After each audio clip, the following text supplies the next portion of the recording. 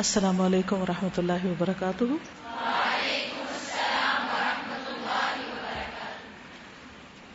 نحمده ونصلي على رسوله الكريم اما بعد فاعوذ بالله من الشيطان الرجيم بسم الله الرحمن الرحيم رب اشرح لي صدري ويسر لي امري واحلل عقدة من لساني يفقهوا قولي. کون سنائے گا حدیث؟ چلیے. عن ابن عباس رضی اللہ عنہما ان النبی صلی اللہ علیہ وسلم بعث معاذا الى اليمن فقال اتق دعوة المظلوم فإنها ليس بينها وبين الله حجاب. رواہ البخاری کتاب المظالم 2448. شاباش. اور کون سنائے گا؟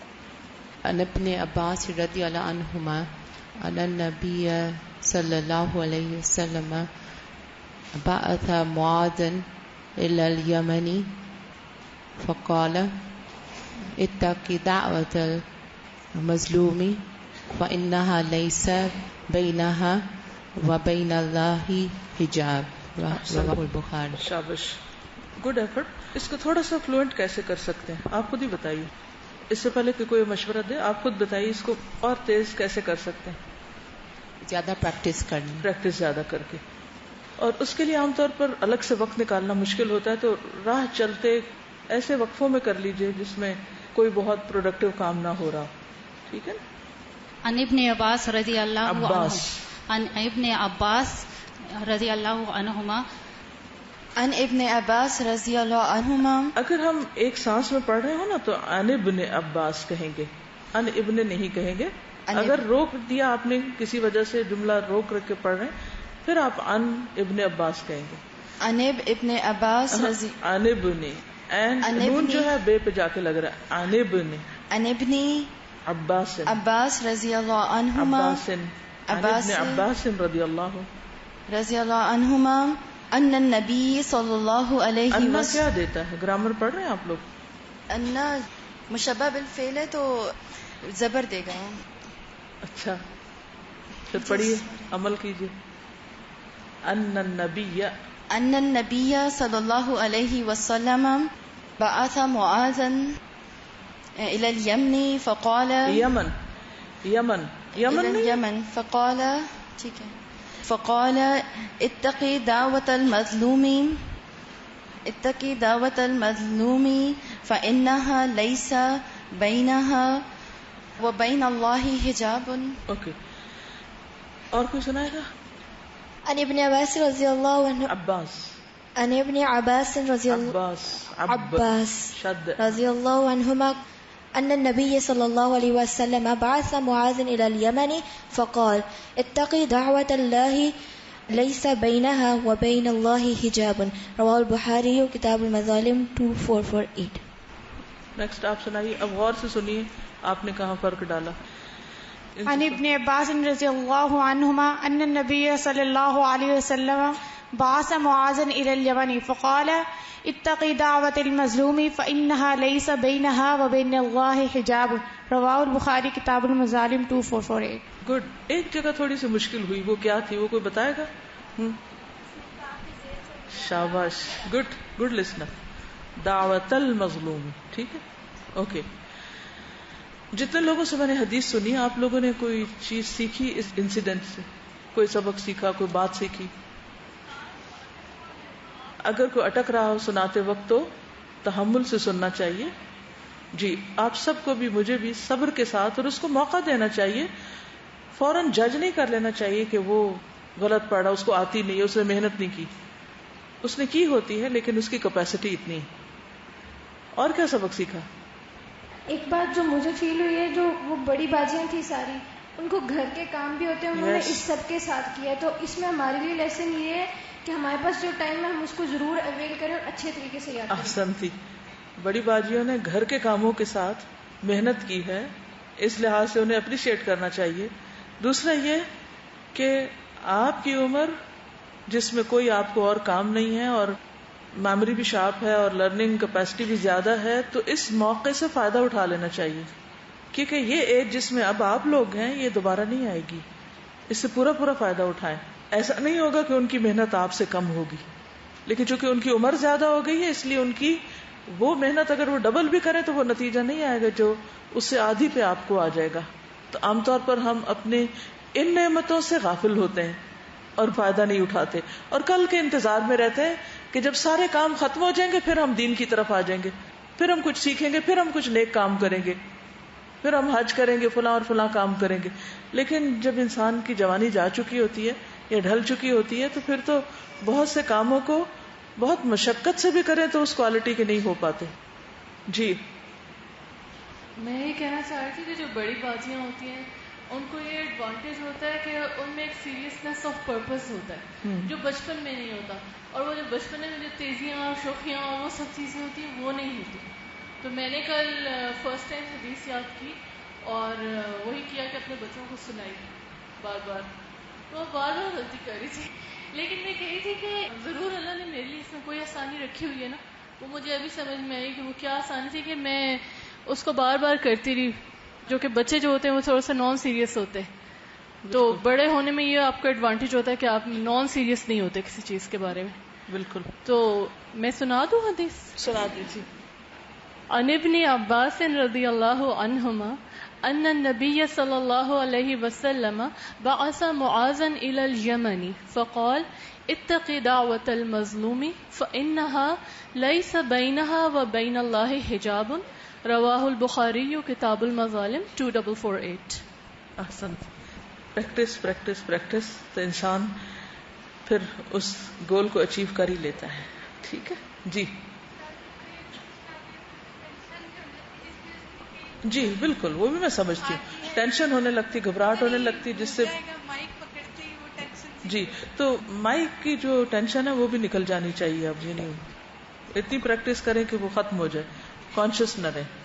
ظاہر ہے جب پہلی دفعہ آپ ڈرائیونگ سیٹ پہ بیٹھے تو کیا ہوتا ہے, اور پھر آپ وہی ہوتے ہیں کہ پریکٹس سے باتیں بھی کر رہے ہوتے ہیں, ڈرائیو بھی کر رہے ہوتے ہیں, آپ اسٹیئرنگ بھی موو کر رہے ہیں, آپ بریکیں بھی لگا رہے ہیں, لین بھی چینج کر رہے ہیں, حادثے سے بھی بچ رہے ہیں, سارے کام کر رہے ہیں.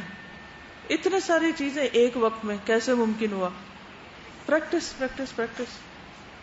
یہ ایک سوال تھا کہ یہ روایت جو ہے نا, یعنی جو سند ہے, جو چین ہے, اس کو یاد کرنا, اور اس کو وہ ذرا تھوڑا اس میں ہوتا ہے مسئلہ, یعنی حدیث آرام سے یاد ہو جاتی ہے. اتقی دعوت المظلومی فإنها لیس بینہا و بین اللہ حجاب رواہ البخاری کتاب المظالم. لیکن وہ جو ابن عباس, بس اتنا مشکل.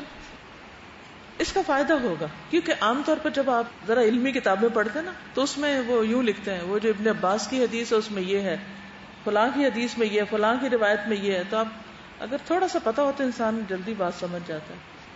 اور ویسے بھی میں جب ان ناموں کو پڑھتی ہوں نا تو میں حسرت سے دیکھتی ہوں کہ ان لوگوں کو اللہ نے کتنا بڑا آنر بخشا ہے. واقعی رضی اللہ عنہم ورضوا عنہ.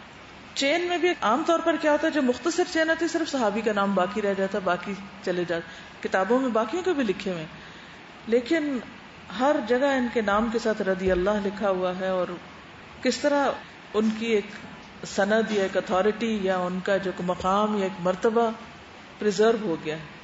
وجعل لی لسان صدق فی الآخرین. جی جی, بعض اوقات صرف استاد کو سناتے ہوئے ڈر لگتا ہے اور بعض اوقات مجمع میں سناتے ہوئے ڈر لگتا ہے. تو یہ سارے فوبیاز ختم ہونے چاہیے. ٹھیک ہے, بس اللہ سے ڈرے, استاد کا ڈر نکل جائے گا. چلیے آگے چلتے ہیں. کون سی بات گھر جا کے یاد آئی اس سارے لیسن میں سے؟ کوئی چیز جو آپ کے مائنڈ میں پھر سے آئی ہو اور اس کے اوپر پریشان ہوئے ہو یا غور کیا ہو, تھوڑا سا ریفلیکشن. سر جو کل آپ نے حدیث پڑھائی تھی, کوئی ایک شخص تھا, اللہ تعالیٰ نے فرشتوں کو کہا کہ اس کو 100 کوڑے مارو. اس نے ان سے پوچھا کہ میرا یہ کیا جرم تھا جس کی تم نے مجھے سزا دی؟ تو اس نے کہا کہ مظلوم تمہارے سامنے تھا لیکن تم نے اس کی مدد نہیں کی. تو مجھے گھر جا کے اس چیز نے بہت زیادہ ٹچ کیا کہ ہم بعض اوقات واقعی پتا ہوتا ہے کہ ہمیں اس کی غلطی نہیں ہے, اور دوسرا کچھ کہہ رہا ہے اس کو تو ہم اس کے بارے میں نہیں بولتے, اس کو روکتے نہیں, منع نہیں کرتے. نیکسٹ. میں یہ سوچی تھی کہ جو انڈیفرنس ہوتا ہے ہمارے ایٹیٹیوڈ میں, وہ اس کا کتنا برا افیکٹ پڑتا ہے. مطلب میرے ساتھ ہمیشہ یہ ہوتا تھا کہ اسکول یا کالج میں یا جہاں بھی میں رہی ہوں, جب کسی کے ساتھ کوئی چیز ایسی ہوتی تھی جو میں سوچتی تھی کہ مجھے اگر کوئی ایسے بولے تو مجھے کتنی بری لگے گی, تو میں اس میں ہمیشہ کچھ کہہ دیتی تھی کہ اس طرح نہیں آپ کو یہ. تو ہمیشہ لوگ یہی کہتے تھے کہ پرائے پھڈے میں آپ کو ٹانگ اڑانے کی ضرورت نہیں ہوتی. لیکن جو ہم نے وہ ایک حدیث پڑھی تھی کہ جو بندہ حق بات جب ہو رہی ہو اور کہنے کا موقع ہو، یہ فیملیز میں بھی اور ادھر ادھر فرینڈز میں بھی، کہ جب آپ کو نظر آ رہا ہے کہ جو بندہ ایک غلط کر رہا ہے اور دوسرا مظلوم ہے لیکن وہ نہیں کچھ کہہ رہا، تو اس وقت جو بندہ خاموش رہے تو وہ ایسے ہے جیسے بہرا شیطان.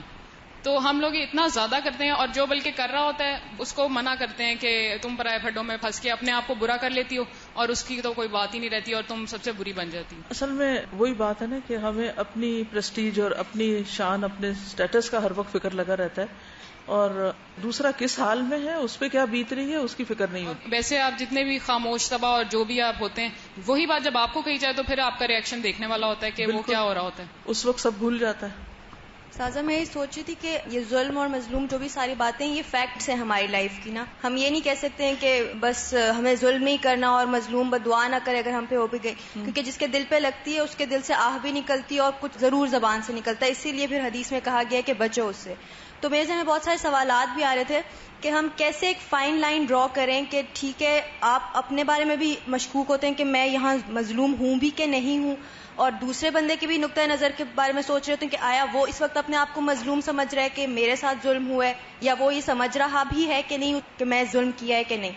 نمبر 1 کہ یہ کس طرح سے تفریق اسی لیے میں 2-3 دن اس بات پہ اسٹریس کرتی رہی کہ ظلم کی پہلے ڈیفینیشن سمجھ لیں اور اس کو بار بار دہرائیں. اور ایک اندر بھی وہ لگا ہوا نا الارم بجتا ہے، جو ہی ہونے لگے تو پھر آپ خود کو دیکھیں کہ کس کیٹیگری میں جا رہی ہوں. کیا جو میں دوسرے کے ساتھ کر رہی ہوں اپنے لیے مجھے پسند ہوگا؟ کیا میں دوسرے کی دنیا میں دخل انداز ہو رہی ہوں؟ یعنی کہ کہاں پر کون سی قسم آتی، اور پھر اس کے مطابق آپ دیکھیں گے تو انشاءاللہ بہت سی چیزیں واضح ہو جائیں. چلیں اگر آپ کو اپنا آپ مظلوم لگتا بھی ہے ہاں، اور آپ کو لگتا ہے کہ بھائی میرے منہ سے کوئی غلط بات نکل رہی ہے، تو وہاں پھر اپنے آپ کو یہ سمجھانا کہ نہیں، مطلب اس کے بارے میں بدعا نہ کروں، کیونکہ ظاہر سی بات ہے بدعا سے بھی تو منع کیا ہوا ہے. ہمیں نہیں پتا کہ کیونکہ اگر وہ اس کا مستحق نہ ہو تو پلٹے گی اس پہ جس نے کی. ایگزیکٹلی. تو ہر ایک کو رک کے سوچنا چاہیے کہ میں اپنے آپ کو اگر مظلوم سمجھ رہی ہوں تو یہ ظلم مجھ پر کیوں ہوا ہے، اس کی کیا وجہ ہے، وہ بھی سوچنا چاہیے کہ کہیں وہ میں ہی تو نہیں جس نے دوسرے کو اس نوبت پہ پہنچا دیا کہ وہ اس رویے پہ آ گیا. کیا اس کا سبب میں ہی تو نہیں؟ جیسے اگر کہا نا کہ اپنے ماں باپ کو گالی نہ دو، کہا کہ کون دیتا اپنے ماں باپ کو گالی؟ تو دراصل کیا تھا، دوسرے کے ماں باپ کو گالی. آپ نے کسی کے ماں باپ کو گالی دی اور اس نے جواباً دی. اب آپ مظلوم ایسے بنے ہوئے ہیں، واقعی آپ مظلوم ہے کہ آپ کے ماں باپ کے ساتھ یہ ہوا، دوسرے نے آپ پہ زیادتی کی، لیکن وجہ کون تھا؟ ٹھیک. دوسری وہ جو حدیث ہے نا جس میں دونوں چیزیں تولی جائیں گی، دونوں کی غلطیاں، دونوں کی برائیں. تو جس کے ساتھ معاملہ ہے، جس معاملے میں آپ اپنے آپ کو مظلوم سمجھ رہے ہیں، تو یہ ڈیفائن کریں کہ ظلم کون کر رہا ہے، اور پھر یہ کہ کیوں کر رہا ہے، اس کا سبب کون ہے، کیا آپ ہیں یا کوئی اور ہے. اور جب وہ آپ پہ ظلم کرتا ہے تو آپ کیا کرتے ہیں؟ آپ کا بھی تو کوئی نہ کوئی ریئیکشن ہوتا ہے. آپ کا ریئیکشن کیا آپ کو مظلوم رہنے دیتا ہے یا آپ کو ظالم بنا دیتا ہے؟ تو یہ ساری چیزیں کو ہول اس میں لیں گے. اور اگر ظلم ہو گیا کسی پر تو جب تک ہم لوگ اس شخص سے، کیونکہ کل بھی جو انہوں نے سوال کیا تھا تو آپ نے کہا تھا نا کہ ہم دعا مانگ لیں، استغفار کر لیں، اگر اس بندے سے ڈائریکٹ نہیں کر سکتے، تو کیا ہم اس بندے سے جب تک خود پرسنلی معافی نہ مانگے تو اللہ تعالیٰ ہمیں معاف کر دے گا؟ کیونکہ اس کے دل میں تو وہ بات ہے اور اس کو تکلیف دے ہی رہی ہے، اس کو نہیں معلوم کہ میں چاہیے اس سے معافی مانگنی چاہیے، دعا بھی کرنی چاہیے، معافی بھی مانگنی چاہیے تاکہ اس کا دل ہلکا ہو جائے.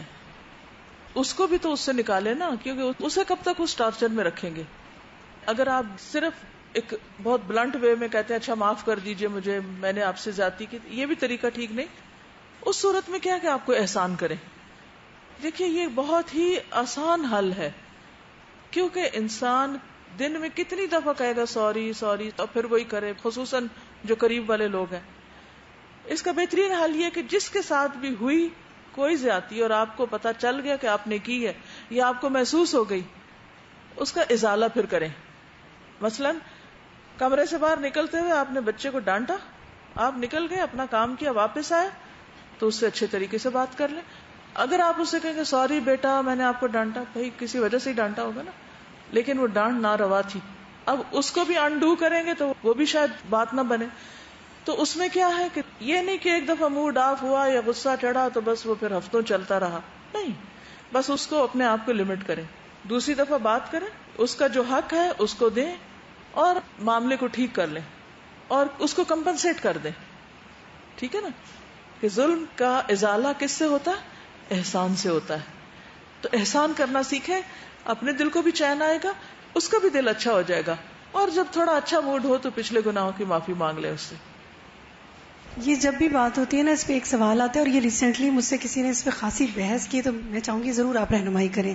ایک خاتون نے ان کے وراثت کے معاملے میں, جیسے فیملی میں ہوتا ہے کسی نے سارا ان کے پیسے پہ قبضہ کر لیا, اب وہ فیملی اسپلٹ ہو جاتی ہے, کچھ ادھر ہو گئے کچھ ادھر ہو گئے. تو وہ مجھ سے پوچھ رہی تھی, میں نے کہا کہ ٹھیک ہے آپ اللہ سے مدد مانگیں, رشتہ داروں کو ڈالیں بیچ میں اپنا حق اگر آپ لے سکتے ہیں, نہیں تو معاملہ اللہ پہ چھوڑ دیں, آپ کا حق مل جائے گا.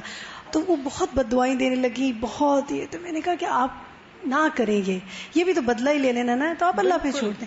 اس پہ ایک بات انہوں نے کی کہ دیکھیں آپ جو یہ کہہ رہے ہیں کہ ایک تو وہ یہاں پہ بھی اس کو سارا کچھ مل جائے اور آگے بھی میں اسے معاف کر دوں تو پھر اللہ اسے چھوڑ دے, تو نقصان میں تو ہم دونوں جہان میں رہے. اب یہ کیسی عجیب سی سوچ ہے نا, اس کا کیا حل ہے؟ اس نے جو ظلم کیا وہ بھی کاؤنٹ کیا جائے گا, اور یہ جو بد دعائیں دے رہی ہیں یہ بھی جمع کر لی جائیں گی. پھر دیکھا جائے گا اینڈ آف دا ڈے مظلوم کون ہے اور ظالم کون ہے. اور اگر انسان چھوڑ دے, معاف کر دے کہ اللہ میں نے معاف کیا, تو پھر کیا اس کا بدلہ تو اللہ تعالیٰ دے دے گا. اس کو تو بدلہ مل جائے گا جس نے معاف کیا. ٹھیک ہے, اس کے لیے اللہ چاہے تو معاف کرے یا نہ کرے. اس سوچ کی اصلاح کی جی, اس سوچ کے ساتھ کہ اللہ ہمارے کسی اور قصور کو معاف کر دے. لیکن پھر وہی بات ہے کہ اس مسئلے کا حل بھی سوچنا چاہیے. اگر کسی خاندان کے اندر ہے یا کہیں بھی, لوگوں کو ظلم کرنے کے لیے چھوڑ نہیں دینا چاہیے, کیونکہ اگر چھوڑ دیا نا تو نقصان کیا ہوگا, ان کا دائرہ پھیلتے پھیلتے پھر وہ سب کو ہڑپ کر جائے گا. کیونکہ ہمیں کیا حکم دیا گیا, انصر اخاک ظالما او مظلوما, بھائی کی مدد کرو خواہ وہ ظالم ہے یا مظلوم. مظلوم کی بھی کرنی ہے داد رسی, لیکن جو ظلم کر رہا ہے اس کی بھی مدد کرنی ہے, کیونکہ سب کے ساتھ خیر کرنی ہے. میں بھی کل سے یہی سوچی تھی کہ کس جگہ ہم ظلم کرتے ہیں, مظلوم کون ہوتا ہے. تو ان مظلوم لوگوں میں ایک ہستی وہ بھی ہوتا ہے جو ڈرائیور یا ٹیکسی ڈرائیور ہوتے ہیں, کہ ہم بہت زیادہ لیٹ ہو کے ٹائم پہ نہ پہنچ کے بہت زیادہ ان پہ وہ گرمی میں تپتی دھوپ میں کھڑے رہتے ہیں بار بار, اور ہمیں کوئی احساس نہیں ہوتا کہ ہم جو ٹائم پہ نکل جائیں. بالکل, ان کو کیا اپنے باپ بھائی شوہر سب کو آزماتے ہیں, بلا وجہ ویٹ کروا کے باہر کہیں بھی لے جائیں, کچھ بھی کریں. دس از ناٹ فیئر. یعنی اگر ہم کسی کے ساتھ ہیں اور کوئی ہمارا انتظار کرے تو آپ کو پتا ہے الانتظار اشد من الموت, انتظار تو اتنی سخت تکلیف دہ چیز ہے جو موت سے بھی زیادہ بدتر ہے. تو اس صورت میں ضروری اپنا کام کریں اور فوراً فکر کریں کہ میری وجہ سے کوئی تکلیف نہ اٹھا رہا ہو. انہوں نے ایک ظلم کی شکل لکھی ہوئی ہے کہ بعض اوقات چھوٹے بچے سیٹ پر بیٹھے ہوتے ہیں اور خواتین ان کو زور سے بازو سے پکڑ کے اٹھا دیتی ہیں. بچے حیران ہو کے دیکھتے ہیں کہ بھی کیوں اٹھا دیا گیا, اور کوئی احتجاج بھی بعض اوقات نہیں کر سکتے. تو اس قسم کے بھی ان کہے ظلم بہت سے ہوتے ہیں. مثلا آپ نے کسی کو اٹھانا ہی ہے, بچے سے بات کرنی ہے, تو آپ سب سے پہلے کیا کریں, بچے کے لیول پہ آئیں. وہ بیٹھا ہے نا, آپ نیچے ہو جائیں, آپ اس سے بات کریں. آپ امی کو جگہ دیں گے, بہن کو جگہ دیں گے, بھائی کو دیں گے, جو بھی, اس سے پہلے نیگوشیٹ کریں. کیونکہ حدیث میں آتا ہے کسی کو اٹھا کے اس کی جگہ نہ بیٹھے.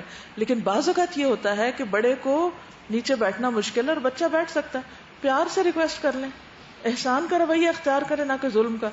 کیونکہ وہ جو دکھ دیا نا آپ نے اس کو بلا وجہ, وہ بھی لکھا گیا. کسی نے لکھا ہے کہ ہمارے گاؤں میں ایک گائے چرتے چرتے کسی کی چراگاہ میں چلی گئی. انہوں نے بڑا سا پتھر اٹھا کے اس کے سر میں مارا, جس سے گائے کو چکر آیا, وہ پہاڑ سے گری اور مر گئی. بہت قیمتی اور دودھ دینے والی گائے تھی.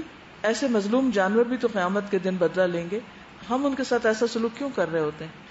یعنی بعض اوقات آپ نے دیکھو گے جیسے ٹانگے وغیرہ, ٹانگا بان ہوتے ہیں, وہ مار مار کے چھانٹے ان کو زخمی کر دیتے ہیں, بھگا رہے ہوتے ہیں. بے زبان جانوروں کو بہت تکلیف کے ساتھ رکھتے ہیں, بھوکا رکھتے ہیں, بعض اوقات پورا کھانے کو نہیں دیتے. تو اونٹ والی مثال آپ کو میں نے دی تھی نا, آپ صلی اللہ علیہ وسلم نے پوچھا کہ یہ کس کا اونٹ ہے کہ جو اس کے مالک اس کو کھانے کو نہیں دیتا. تو رحم تو سب کے ساتھ ہے نا, اور نہ رحم کریں گے تو ظلم ہوگا, اور ظلم کا ازالہ جو ہے وہ احسان کی شکل میں کرنا ہوگا. چھوٹی سی ایک بات ہے کہ ہم لوگ کاز ڈھونڈتے ہیں نا, مثلا ہسبینڈ نے وائف کو ڈانٹا, وائف نے بچوں کو مار دیا, ٹھیک ہے. بڑوں نے اگر کسی اتھارٹی پرسن ہے چھوٹے کو کچھ کہا, ہم نے آگے غلام کو کر دیا. جب کاز ہمارا یہ ہوتا ہے کہ یہ ہماری فرسٹریشن تھی یا یہ ریزن تھا, ہم ظالم نہیں ہیں. تو یہ چیز بھی اپنے اندر سے ختم کرنی ہے, ان کازز کو دور کرنا ہے. کوئی بھی کاز نہیں ہونی چاہیے کہ ظالم. دیکھیے اصل میں کامیابی تو کس کے لیے, متقی شخص کے لیے. تو مجھے یہ حدیثیں پڑھاتے ہوئے تقویٰ کی، کیونکہ رمضان میں وہ تقویٰ ذہن پہ سوار رہا کہ یہ اچیو کرنا ہے، ہو رہا ہے یا نہیں ہو رہا، تو آتے ہی جب یہ احادیث شروع کی تو بہت سی گرہیں کھلنے لگی کہ جب انسان مثلاً صبح اٹھتے ہی یہ سوچتا ہے کہ اچھا کیا غلط کیا کل اور آج نہیں کرنا، کون کون سی چیزیں زیادتی میں آ جائیں گی، تو یہ کیوں سوچتے ہیں کہ یہ کرنا اور یہ نہیں کرنا، یہ کر رہے ہیں تو کیوں کر رہے ہیں، ایسا نہیں کرنا تو کیوں نہیں کرنا، پیچھے کیا چیز آتی، کون سی چیز ہوتی ہے جو ہمیں یہ سوچواتی ہے؟ پھر تقویٰ کیا ہے؟ احتیاط کی زندگی. تو انسان ایک دفعہ غلطی کرے، پھسلے گرے، اس کے بعد محتاط ہو جائے کہ اب نہیں کرنا، نیکسٹ ٹائم نہیں کرنا، پھر نہیں کرنا اور نہیں کرنا، یہ کیوں کیا، ایسے نہیں کرنا چاہیے تھا، اس طرح کر لیتے. ٹھیک ہے. میں نے ایک چیز جو سیکھی اپنی زندگی سے کہ جب بھی یعنی ظلم ہوا تو انسان پھر واویلا بھی بہت کرتا ہے اور پھر بدلہ لینے کی کوشش کرتا ہے، تو اس سے آپ پھر ظالم کی کیٹیگری میں چلے جاتے ہیں، اور خود ہی احساس ہوا کہ یہ تو مطلب بہت زیادہ خطرے والی بات ہے.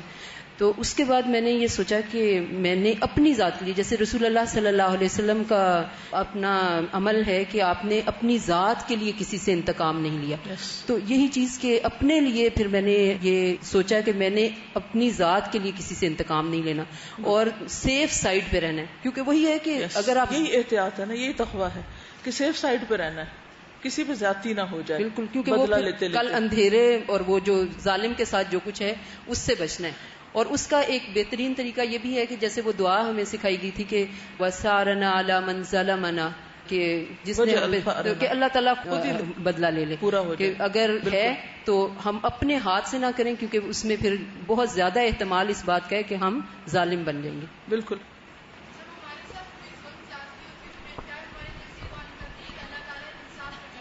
بالکل.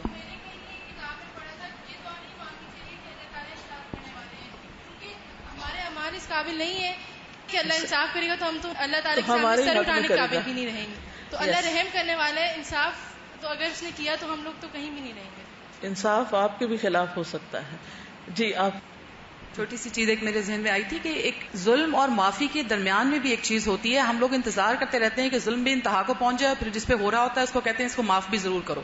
ایک حسن تدبیر اور حکمت اور معاملہ فہمی بھی ایک چیز ہے. اگر اس شخص میں نہیں ہے تو ارد گرد کے لوگوں میں تو ہے نا، کیوں آپ اس چیز کو اس نوبت تک پہنچنے دیتے ہیں؟ اس میں انٹرفیئر کریں پازیٹیولی اور معاملے کو ظلم تک پہنچنے سے بچائیں. حسن تدبیر بھی تو ایک چیز ہے نا، ایک حکمت جسے نبی صلی اللہ علیہ وسلم نے ہمیشہ کام لیا. بالکل. چلیے آج کے لیے اتنا ہی کافی ہے. سبحانک اللہم و بحمدک، اشہد ان لا الہ الا انت، استغفرک و اتوب الیک. السلام علیکم و رحمۃ اللہ وبرکاتہ.